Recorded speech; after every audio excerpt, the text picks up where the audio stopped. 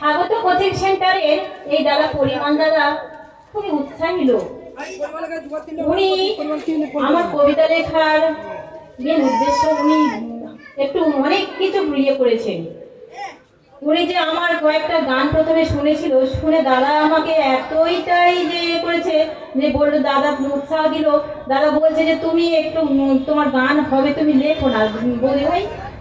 তো দাদার কথা শুনে আমি সত্যি একটু আগ্রহ হলাম, হয়ে দাদার কথা শুনে আমি প্রায় 30টা মতো গান লিখে ফেলেছি এই পর্যন্ত।